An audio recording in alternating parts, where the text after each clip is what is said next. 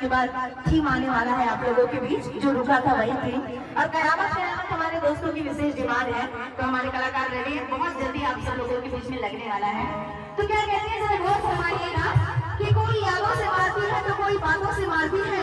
और जरा समझ के दिल लगाना दिल वालों, ये हमारी दीप्ति मैडम तो बस आंखों से मारती है, आंखों से मारती है।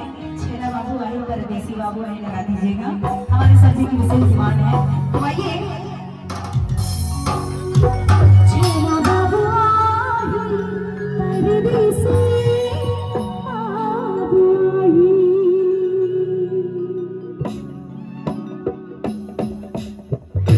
है।